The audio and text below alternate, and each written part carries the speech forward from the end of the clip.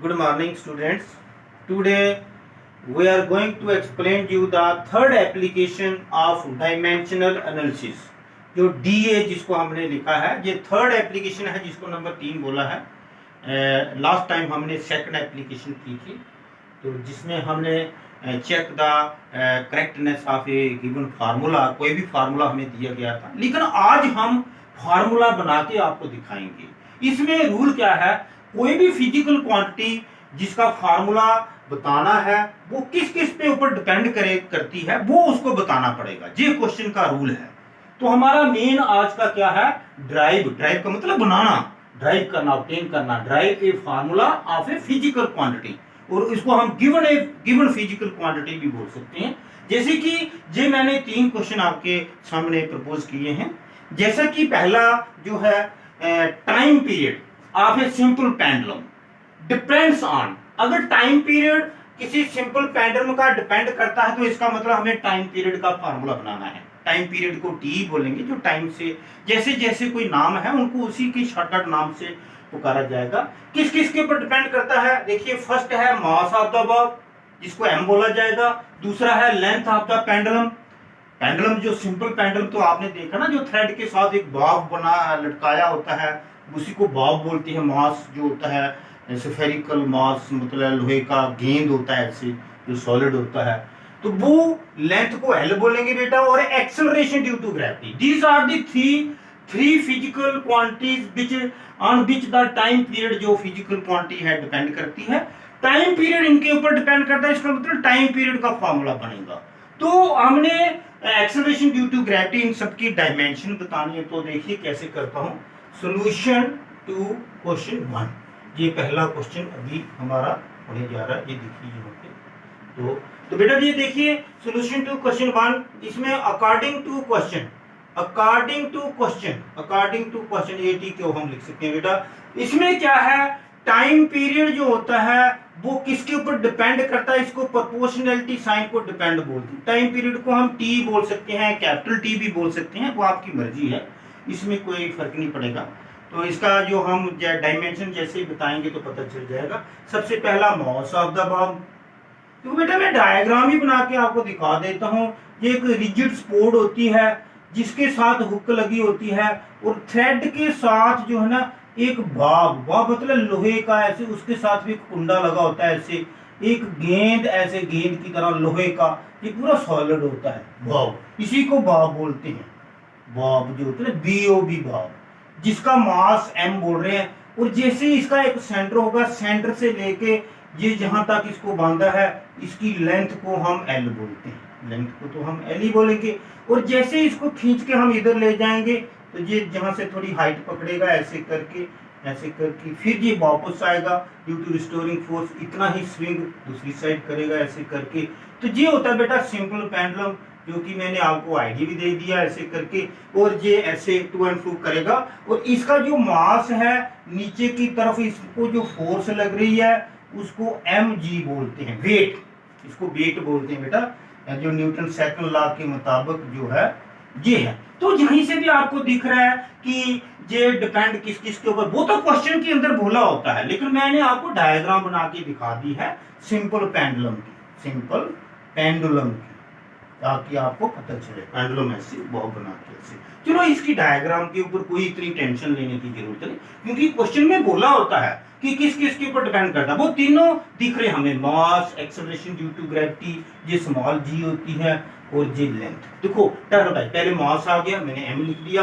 और उसकी कितनी डायमेंशन है कोई पता नहीं, मास के कितने रोल आएंगे, आएगा भी कि नहीं आएगा, उसको a बोल दिया हमने. इसके बाद लेंथ बोला हुआ है, तो लेंथ के ऊपर मैं v डाल दूंगा. ऐसे आपने बड़े ध्यान से देखना कि कैसे फार्मूला ड्राइव करना है.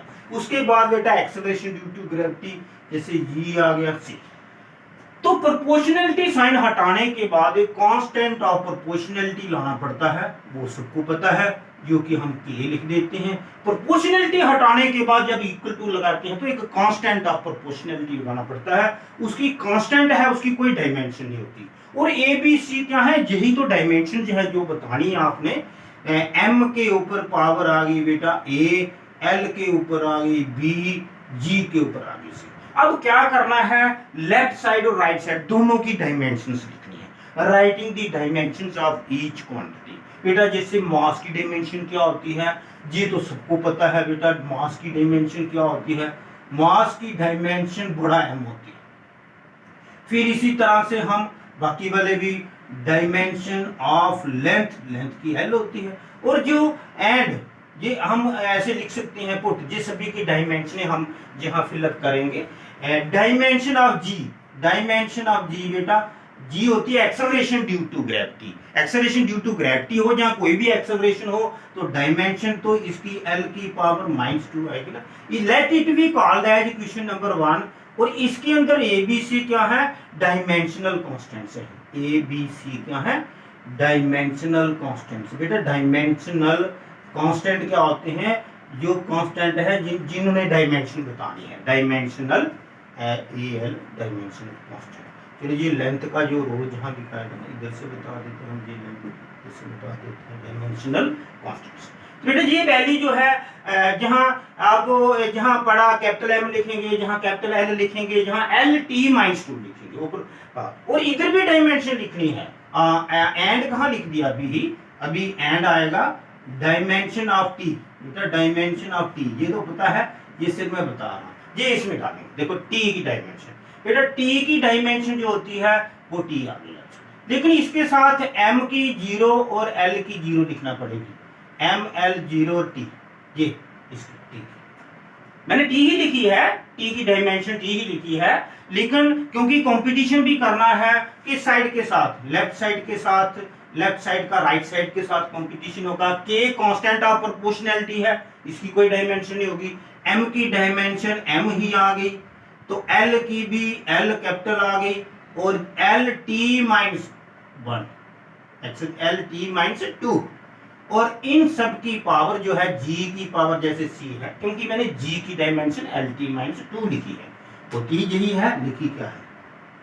अब बेटा जो ये लेफ्ट साइड तो इधर ही है, लेकिन लेफ्ट साइड को मैं एक बार और आगे चलाऊंगा थोड़ा। ये एम एल टी मैं क्यों लिख रहा हूं, क्योंकि मैं राइट साइड के साथ इनको कंपेयर भी करना है।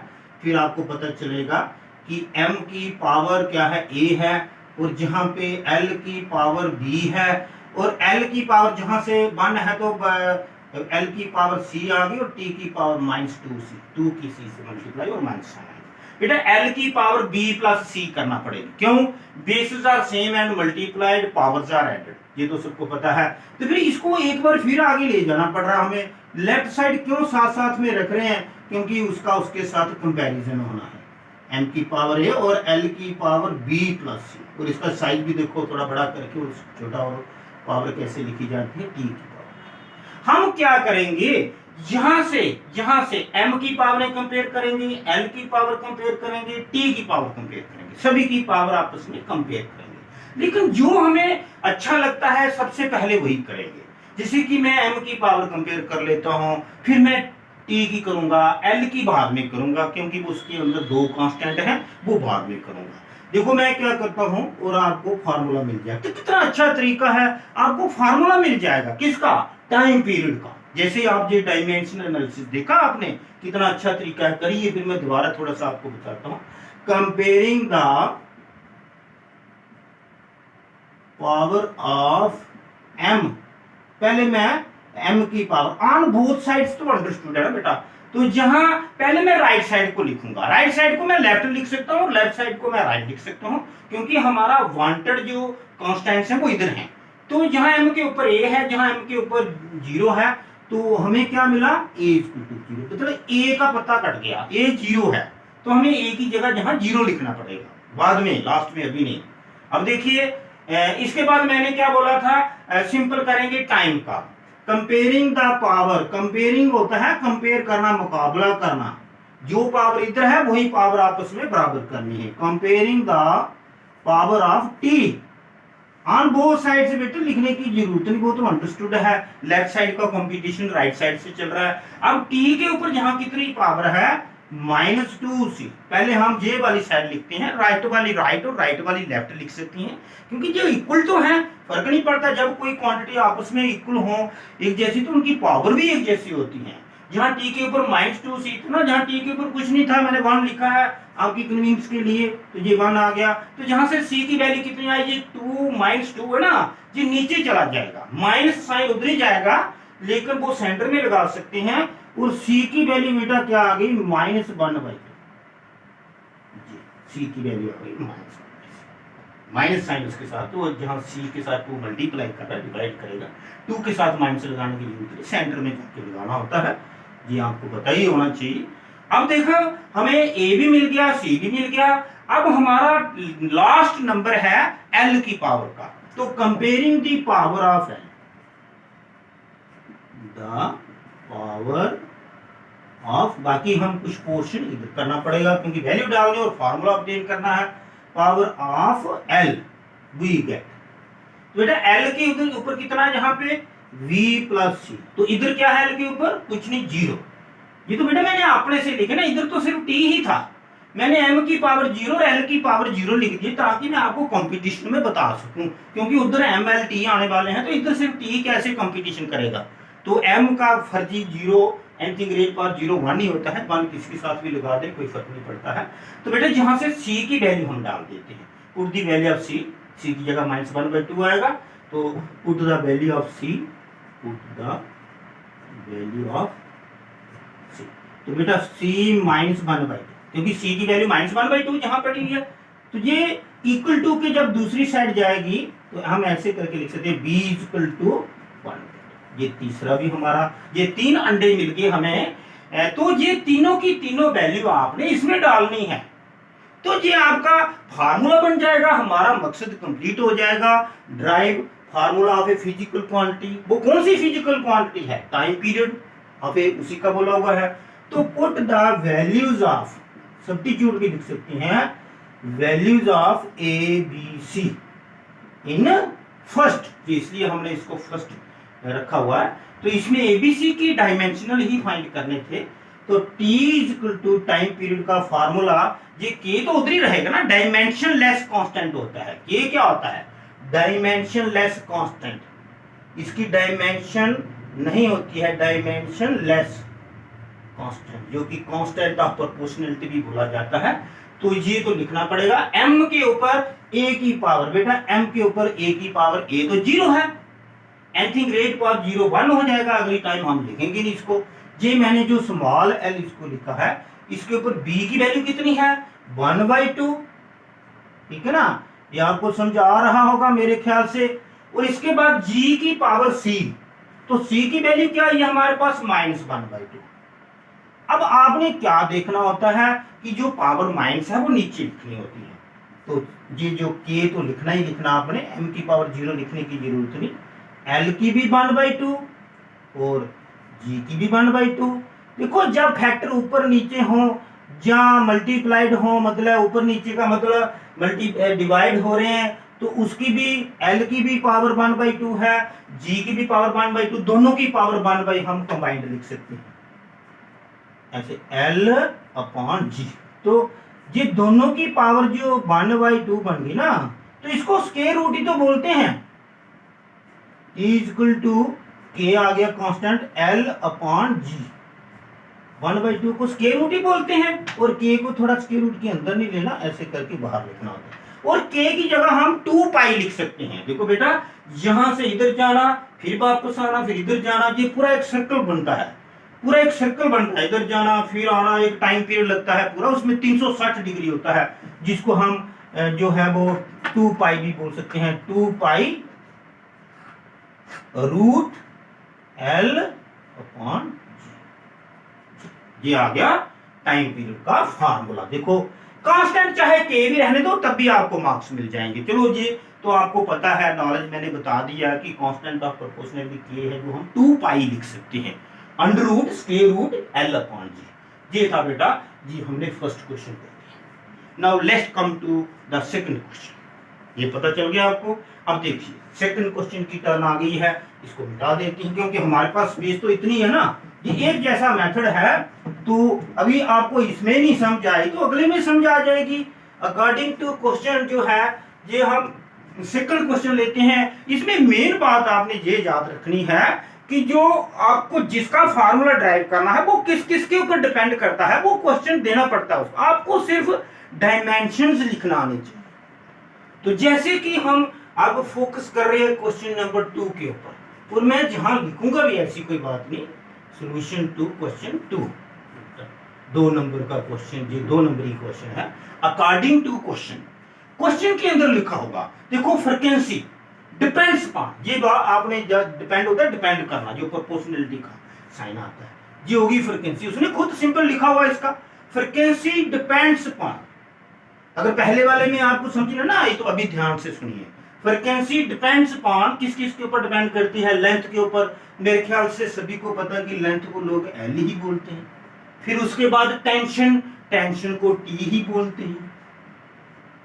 इसकी पावर लेंथ कितनी है कोई पता नहीं, एबीसी लिखनी होती है ऊपर पावर, डायमेंशन कांस्टेंट। स्ट्रिंग की लेंथ ऑफ द स्ट्रिंग, ये देखो मैं अंडरलाइन करता जाता हूं, किसके ऊपर डिपेंड करती है फ्रीक्वेंसी? एक लेंथ आ गया। दूसरा टेंशन, टेंशन क्या होती है? जो ऐसे तार को खींचे बीच में टेंशन बन जाती है, फोर्स बनती है, फोर्स को ही टेंशन बोलते हैं। ये मैं आपको डायमेंशन करके बताऊंगा। और तीसरा मास पर यूनिट लेंथ। बेटा मास पर यूनिट लेंथ कीजिए, एम को एम मत देख लेना, mass per unit length, M divided by L, mass per unit length, ये पूरा है मास पर यूनिट लेंथ। लेकिन उसको आप चाहे एम ही बोल दो, लेकिन डायमेंशन लिखते समय आपको ध्यान रखना चाहिए। ये था, एक आ गया लेंथ, दूसरा टेंशन, और तीसरा मास पर यूनिट लेंथ। और एबीसी क्या आते हैं बेटा इसको? ये तो ही डायमेंशनल कांस्टेंट है, यही तो फाइंड करने हमने डायमेंशनल कांस्टेंट्स। अब प्रोपोर्शनलिटी साइन जब हटाना आपने, तो एन को फ्रीक्वेंसी बोलते हैं, नंबर ऑफ वाइब्रेशंस मीटर पर सेकंड, के लोग न्यू भी बोलते हैं। चलो ये के आ गया, के की वैल्यू रहने दीजिए, आप कोई टेंशन नहीं। एल के ऊपर पावर ए, टी की पावर बी, एम की पावर सी। जरा थोड़ा ध्यान से रहना, एम की जगह कहीं मास मत लिख देना। तो के is dimension less constant, dimension मतलब इसकी डायमेंशन बतानी, इसकी कोई चिंता नहीं आपको होनी चाहिए, डायमेंशन लेस है इसकी कोई डायमेंशन। अब डायमेंशन किसकी लिखनी है? फ्रीक्वेंसी की, लेंथ की, टेंशन की। टी मत लिख देना, टेंशन इज फोर्स। ये जो टी है ना, इसको टेंशन बोलते हैं। जैसे हमारे दिमाग में कई बार टेंशन हो जाती ना, वही टेंशन है, मतलब फोर्स होती है। और एम का भी ध्यान रखना है, मास पर यूनिट लेंथ। तो देखिए पुट डायमेंशन सभी की, डिम ऑफ एन, एन होता है frequency, number of vibrations made पर सेकंड, मतलब 1/t, dimension of T, time, ये टाइम है, टाइम की, ये टी और इस टी में फर्क है बेटा। डायमेंशन ऑफ टाइम पीरियड लिख देता हूं मैं, ताकि आपको पता चल जाए, क्योंकि टाइम पीरियड का रेसिप्रोकल फ्रीक्वेंसी होती है। तो उसका टी आएगा, टी नीचे आएगा तो टी की पावर बेटा -1 आ, ठीक है। अब इसके बाद कॉमा डालते हैं जहां पे एल, तो डिम ऑफ एल, एल की डायमेंशन क्या है? एल पहले भी तो लिखा था। इसी तरह से आगे डायमेंशन ऑफ टी, अब टी का टी लिख देंगे तो हो गया बेड़ा गर्क। क्या आएगा? फोर्स की dimension, mlt-2, T is tension. और लास्ट में एम, एम की डायमेंशन अगर एम लिख दी तब भी हो गया काम। क्या आएगा? ml-1, मास पर यूनिट लेंथ। एम को जब एल से डिवाइड करेंगे ना तभी आएगा मास पर यूनिट लेंथ। यही ये सारी चीजें जब हम भरेंगे तो हमें क्या मिलेगा? हमें तो वही मिलेगा जो मिलना चाहिए। लेकिन यहाँ पे सिर्फ टी की पावर -1 भरना है, इनके साथ एम और एल की भी पावर लगा देना, ठीक है।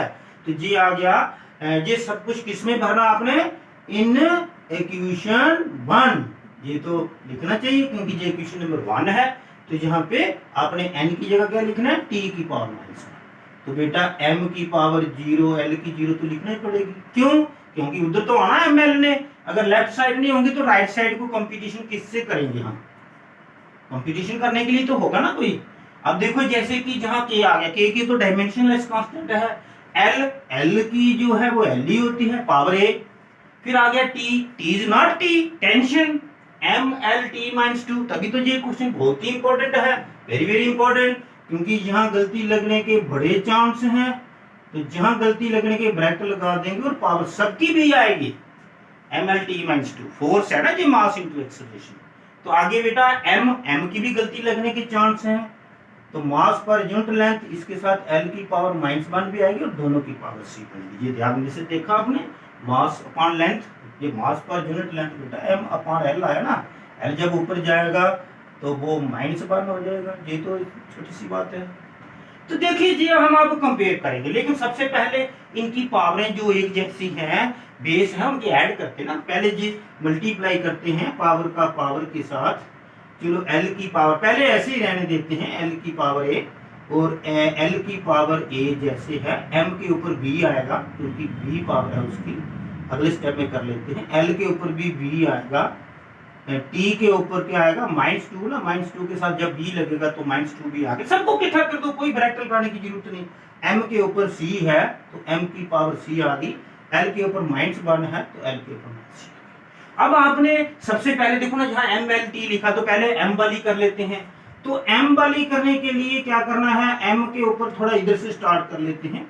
m के ऊपर कौन कौन सी पावर है सारी एक बार इकट्ठी कर दो। जैसे m के ऊपर b है, जहां ये m है और ये m है, m के ऊपर b है और एक जगह c है तो b + c। फिर आगे आ गई टर्न l की जहां a है, जहां b है, जहां -c है, तो क्या आ गया a + b तो -c। ये नहीं कि प्लस लिखना, जहां माइनस होगा वहां -c लिखना पड़ेगा। पावर्स जो है वो ऐड की जाती हैं, सम अप की जाती हैं। अब लास्ट में रह गई t की पावर। t की पावर देखो जहां से देखते जाओ कोई, तो t की पावर -2b ये अकेली। तो हमारी जो लेफ्ट साइड है ये हम इसके पास ही ले आते हैं, उधर से ऊपर कहां देखते रहेंगे, t की माइनस। देखो m इधर भी है, m उधर भी है, l उधर भी है, t उधर। अब सबकी पावर हम कंपेयर करेंगे और एक ही क्वेश्चन दे देते हैं। आपको लग रहा है ना कि जहां स्पेस कम है, कैलकुलेशन भी करनी है, इधर आना पड़ता है हमें, तो कंपेयरिंग दी पावर पहले m की नहीं करेंगे, दो पहले जी करते हैं जो सिंगल है, क्योंकि एक ईंट निकल गई ना सारी दीवार निकल जाएगी। Comparing the power of t, comparing the powers of, पहले t की करेंगे, ऐसे सीरियल वाइज लिख लेते ना, फिर जो उससे छोटी m की करेंगे और लास्ट में बेटा करेंगे l तो b का। ये हमने क्वेश्चन दे दिया, ऊपर एक ही बार बार कहां लिखते रहेंगे, पहले t। बेटा जो राइट साइड है that is our wanted, -2b किसके बराबर होगा, -1। इधर t के ऊपर क्या है -2b, इधर t के ऊपर क्या है -1, तो -2b = -1। देखो लेफ्ट साइड और राइट साइड में जहां भी माइनस साइन है तो माइनस से माइनस कट जाएगा। ये देखो ये ऐसे काटना तो है ही है, तो थोड़ा ऐसे स्लिप करके काटते हैं। तो b जो है ये भी माइनस माइनस कट गया, तो b की इंप्लाई दैट b की पावर 1/2 आ गई, एक अंडा मिल गया हमें जी, ये हमारा काम बन गया। देखो एक मिल गया। फिर आगे हम m के लिए प्रपोज किया हुआ है, m के ऊपर इधर 0 है, लेकिन हमें m का इधर लिखना है b + c = 0, क्योंकि इधर 0 है। राइट वाली लेफ्ट लिख रहे हैं और लेफ्ट वाली राइट लिख रहे हैं। तो बेटा b की वैल्यू है ना हमारे पास, put the value of b, वो तो करनी हमने, तो वो लिखने से क्या होगा, हम ऑटोमेटिकली क्या करते हैं b की जगह 1/2 लिख देते हैं, 1/2 + c = 0। तो बेटा c आ गया, ये 1/2 इधर प्लस करना, उधर जाके माइनस करो। जब हमें b भी मिल गया है, c भी मिल गया है, तो अब हमारे पास रहा क्या है, अब हमारे पास रहा है क्या मिल गया, b भी मिल गया, c भी मिल गया ना। हाँ, तो हमारे पास कौन सा रहा, a रहा, तो हमें l ही लेना पड़ेगा लास्ट, पहले भी हमने प्रपोज दिया हुआ है। एंड मतलब लास्ट में हमारा पंगा जो बन रहा है a + b - c, तो इधर क्या है l के ऊपर 0, तो 0 लिखना पड़ेगा। अब जहां b की वैल्यू भी डाल दो, c की वैल्यू भी डाल दो, b की भी वैल्यू डाल दो, c की वैल्यू डाल दो। तो बेटा देखो बिल्कुल हमने अपने पर्पस पे पूरा उतर रहे हैं। 1/2 - c की वैल्यू माइनस में है ना, और माइनस जहां भी है माइनस माइनस प्लस कर दिया मैंने, और 1/2 क्या हो गया, आधा आधा एक हो गया ना, आधा आधा एक होता है, और ये दूसरी साइड जाके वो -1 हो गया, -1। a की पावर क्या आई -1, b की पावर क्या आई +1/2, c की पावर क्या आई -1। अब तीनों की जहां पे दोबारा आपको आना पड़ेगा, और k आप रहने दीजिए, कोई टेंशन नहीं, put the values of A B C in first. देखो ए बी सी की वैल्यू डाली जहां पे, ये फार्मूला आ गई, ये हमने पैक करके रखा हुआ डब्बा मिठाई का कि आपके लिए। देखो n इज इक्वल टू के, रहने दो के करते रहने दो उसको, l जैसा है l के ऊपर क्या है a की जगह क्या लिखना है -1, a की जगह लिखना -1। t टेंशन है, कुछ भी आप उसको t लिखिए क्योंकि टेंशन को हमने t बोला हुआ है, हम जहां पे लिख भी सकते थे, टेंशन को हमने t बोला है। और t के ऊपर b है, तो b की पावर क्या है 1/2, 1/2 बेटा, ऐसे करके साइड में लिख सकते हैं। और लास्ट में बेटा m के ऊपर क्या है c, तो c क्या है -1 बेटा, देखो c -1 जहां से देख के लिख रहे, ये दो गोले मैंने फेंक दी इसके ऊपर, टर टर टर, जो माइनस की पावर है वो नीचे आएगी। ये रूल होता है बेटा कि माइनस की पावर जो प्लस में। अब रह गया जी t ही ऊपर, अब नीचे कौन कौन आया l, तो +1 तो लिखने की जरूरत नहीं होती, और m के ऊपर भी +1/2। अब t और m दोनों की पावर 1/2 होगी ना, इसको रूट लिख लेते हैं, स्क्वायर रूट 1/2 स्क्वायर रूट होता है, और ये l को बाहर कर देते हैं, वो k के नीचे आ जाएगा, और ये हमारे पास फार्मूला बन गया k/l।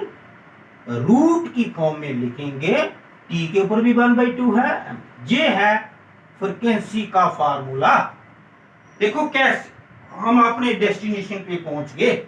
और जो k की वैल्यू होती है ना वो 1/2 होती है, ये भी मैं आपको बता दूं, अदरवाइज आप इधर भी छोड़ सकते हैं इसको। ये आ गया 1/2l, ये ओरिजिनल फार्मूला है, आपको नहीं पता है क्योंकि हमें तो पता है ना, हमने फार्मूले बनाए हुए हैं, तो हम बिकॉज k की वैल्यू 1/2, अगर आपको याद रहे ठीक, otherwise you can leave it here also. तो हमने जो है फ्रीक्वेंसी का फार्मूला भी बना लिया। तो देखिए इसके लास्ट में आपको मैं क्या कहता हूं, देखिए ये मैंने आपको बता दिया। अब एक और चांस आपको मैं दे रहा हूं, तो आइए हम एक और क्वेश्चन करते हैं। देखो कितने ज्यादा मैं क्वेश्चन आपके लिए प्रिपेयर कर रहा हूं। आइए let's do also other third question also, move fast, ऐसे let's move to question number third. देखो ये हमारा थर्ड है, देखो हमें बड़े ध्यान से देखना है। Solution to question number third, drive expression for rate of flow. बेटा रेट ऑफ फ्लो को v बोलते हैं, रेट ऑफ फ्लो होता है वॉल्यूम कांस्टेंट, तो v इज इक्वल टू, सब कुछ क्वेश्चन में दिया होता है, डिपेंड्स अपॉन किस किस के ऊपर डिपेंड कर रहा है। देखो थ्रू ए पाइप, सभी को न्यूमिनेटर में लिखना था, किसी को नीचे, वो खुद ही क्वेश्चन कर लेगा, जो करना है आपने सिर्फ देखना है कि किस किस के ऊपर डिपेंड करता है। Through a pipe of radius r, बेटा मैंने r पढ़ा, r के ऊपर a लिख दिया, लेंथ के ऊपर b लिख दिया, अंडर प्रेशर p नहीं, ये जो लेंथ, क्योंकि एक और आ रहा है कि also depends upon coefficient of viscosity, तो ये लेंथ और प्रेशर जो है ये दोनों कितने रखते हैं, कंबाइंड रख लेते हैं, इसको प्रेशर हेड भी बोलते हैं, ये आपको याद भी रखना पड़ेगा। Pressure upon length, pressure gradient, pressure head भी बोलते हैं। जब भी किसी चीज को लेंथ से डिवाइड करते हैं, दोनों की पावर b रखना पड़ेगी, क्योंकि a b c d नहीं होता है, पावर a रखते हैं b रखते हैं, ये आपको मैंने एक्स्ट्रा बता दिया, तभी तो ये भी क्वेश्चन इंपॉर्टेंट है। और जो v की जिसकी बात कर रहे हैं हम, फ्लो ऑफ सेकंड, वो नीटा के ऊपर भी डिपेंड करता है। अब प्रोपोर्शनलिटी साइन हटाएंगे तो आपको जो k आएगा, k does not matter, nothing, you need not think about k b c, क्या है, यही तो है काम की चीजें, डायमेंशनल, डायमेंशनलेस नहीं बोल रहा मैं, डायमेंशनल, यही तो डायमेंशंस हैं, कांस्टेंट हैं, ये हमें फाइंड करने हैं। और k डायमेंशनलेस कांस्टेंट है, p अपॉन l, इन दोनों की पावर आएगी b, नीटा की पावर आएगी c। तो ये आ गया बेटा हमारा लास्ट पर्पस, और ये उग्रवादी नंबर 1। अब सबकी डायमेंशन मैं डायरेक्ट लिख दूं जहां पे, जैसे v की डायमेंशन ऐसे भी कर सकते हैं, p pressure force upon area, length की l होती है, नीटा की m, l -1 t -1। राइटिंग मैं एक और मेथड दे रहा हूं क्योंकि एक तो जल्दी हो जाएगा, तो राइटिंग द डायमेंशंस ऑफ, यहां भी ऐसे भी एक तरीका होता है, डायमेंशन ऑफ ईच, सभी की डायमेंशन लिखनी है तो दोनों साइडों को चलाएंगे, कोई कुछ नहीं भरना पड़ेगा आपको। जैसे ये होता है वॉल्यूम पर सेकंड, वॉल्यूम फ्लोइंग पर सेकंड, इसको बोलते हैं L3/T। जहां कोई पावर नहीं ऊपर लगाए, क्योंकि इसका तो फार्मूला बनाना ना, जिसकी मदद से बनाना है, डायमेंशन ही उसकी आएंगी, कितने रेडियस है, कितने प्रेशर, कितने लेंथ, कितना कोएफिशिएंट ऑफ विस्कोसिटी। तो ये हम कांस्टेंट की कोई डायमेंशन नहीं होती, जहां रेडियस L बोलते हैं, P होता है फोर्स अपॉन एरिया, P होता है ना प्रेशर, ये F अपॉन एरिया के हिसाब से मैं लिखूंगा इसको। देखो कैसे लिखता हूं, MLT-2, देखो मुझे भी ना आता प्रेशर का, मैंने फोर्स अपॉन एरिया, एरिया हो गया L2, एक L ये है तो वो L3 हो जाएगा। जब शॉर्टकट करना तो क्या है, थोड़ा अलर्ट रहना चाहिए बंदे को। ये है कोएफिशिएंट ऑफ विस्कोसिटी ML-1T-, है ना। ये सभी की डायमेंशन, ये मैंने फोर्स अपॉन एरिया का लिखा ना, L2, pressure is equal to force upon area, तो एक L ऑलरेडी जहां था तो वो L3 हो गया, 2 और 1 3 होते हैं, सबको पता है। तो जहां पे मुझे लेफ्ट साइड में मास का भी रोल प्ले करना पड़ेगा अपनी मर्जी से, m की पावर 0, क्योंकि मास का रोल प्ले उधर आना ना, लेफ्ट साइड में भी होना चाहिए। L की पावर कितनी आ रही है 3, T की नीचे कोई पावर नहीं तो 1 है, तो ऊपर जाके -1 हो जाएगी। ठीक है, अगले स्टेप में देखते हैं अब बेटा, ये सभी के ऊपर B पावर आएगी, ये जहां पे सभी के ऊपर C पावर आएगी, ये आपने ध्यान से करना, इतनी शॉर्टकट भी नहीं मारेंगे हम। तो देखो M के ऊपर भी B आ गया, L के ऊपर भी B आ गया, जहां इसको इससे कैंसिल भी कर सकते थे, अगर आपको हो तो मैं कर देता हूँ। चलो थोड़ा काम, ये L जहां से कट के ना इसकी जगह 2 आ गया, ये आपको वो तो नहीं दिख रहा है कि 32 हो गए, ये ऐसे करके, चलो मैं ऐसे कर देता हूँ। तो ये L इसको तो लिखने की जरूरत नहीं, T की -2 भी आ गई, दिखना। तो L की 2 है ना, ये मैंने 1 से 3 पावरें नीचे थी तो 2 रह गई, तो L की पावर 2B होगी, B है ना सबकी पावर। तो इसी तरह से बीच में मल्टीप्लाई का निशान लगा देता हूं, M की पावर C, L की पावर -C, तो T की पावर भी -C। अब बेटा आपने ध्यान से देखना है ये सारा, कि जो जो पावरें एक जैसी हैं वो सारी एक जैसी इकट्ठी हो जाएंगी।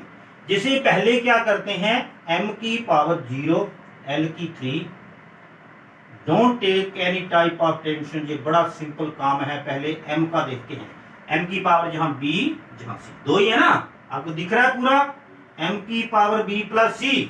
अब आगे L की लाइन लगाते हैं, जितनी भी पावरें हैं सारी इकट्ठी कर देनी है एक जगह। L की पावर A, ये नीचे 2B ना, ये ऊपर जाके -2B हो जाएगी, पावर नीचे से डिनोमिनेटर में। अब इसके बाद L की पावर -C, ये हो गया। अब लास्ट किसका रहा चक्कर, T का।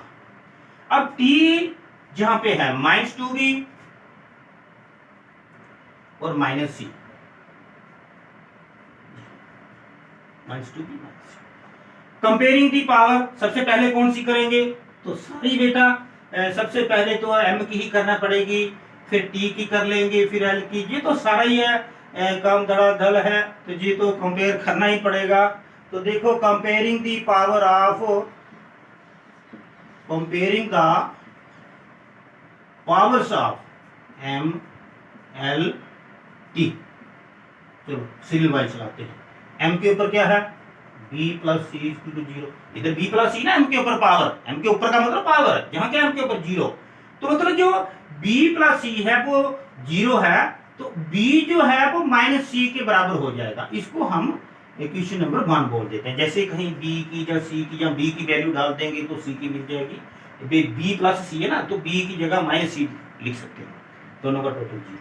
फिर इसी तरह से हम L वाली भी करते हैं, जहां पे आ गया A -2B -C, तो इधर L के ऊपर कितना 3।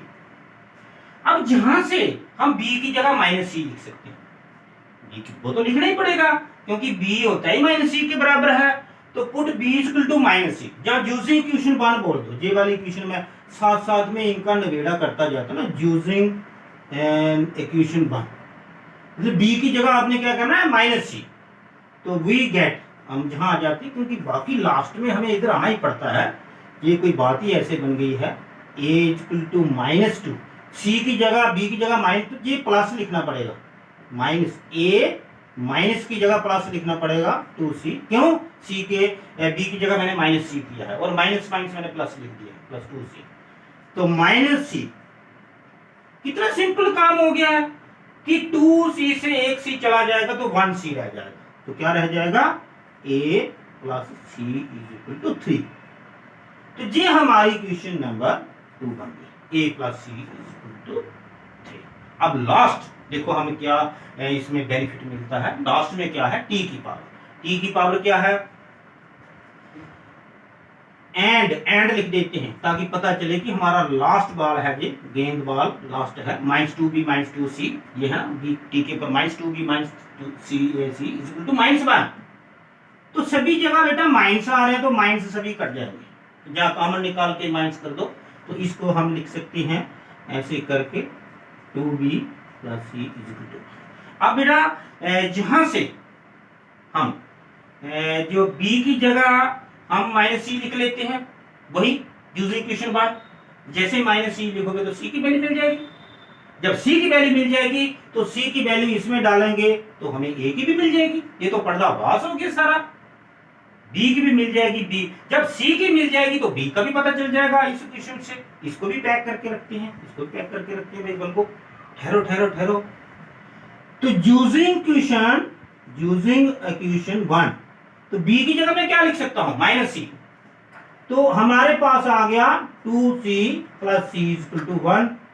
अच्छा 2c से 1c जाएगा तो -c रह जाएगा, क्या रह जाएगा, -c = 1 और c = -1, ये ना पर्दाफाश, -2c से 1c चला जाए तो -c रहेगा ना, तो c की पावर -1 आ गई।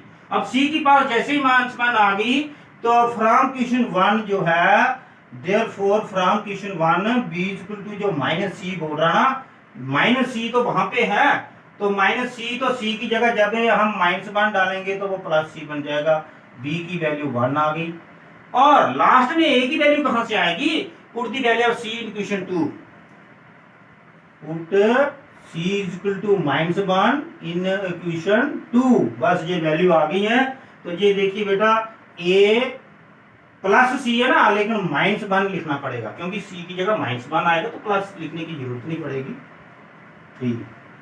तो कितना आ गया, a की वैल्यू कितनी आ गई, ये -1 दूसरी साइड क्या जाएगा 1, तो a की वैल्यू आ गई 4, a की वैल्यू आ गई 4, b की वैल्यू आ गई 1, c की वैल्यू आ गई -1, a b c क्लियर, तो हमारा क्वेश्चन क्लियर। तो देखो क्या है, put the values of a b c in equation 1, a b c इन 1, तो हमारे पास v जो rate of flow of liquid जो है वो r के ऊपर क्या लिखना पड़ेगा, बेटा जी कांस्टेंट k तो लिखना ही ना, k की वैल्यू π/8 होती है, वो मैंने फार्मूला पीछे चेकिंग में भी आपको बताया था, r के ऊपर 4 आएगा, p/l इन दोनों के ऊपर क्या आएगा, इन दोनों के ऊपर b क्या है, b 1 है, तो 1 लिखने की जरूरत नहीं होती बेटा, ऐसे लिखना तो लिख दो, ड्रामा करना तो ऐसे कर दो, और नीटे का मतलब क्या होगा, c, तो उसके ऊपर पावर कितनी है, -1। अब नीचे को नीचे घसीटना हमने, वो नीचे की पावर -1 तो नीचे जो है वो +1 हो जाएगी, और ये हमारा रेट ऑफ फ्लो का फार्मूला बन गया, p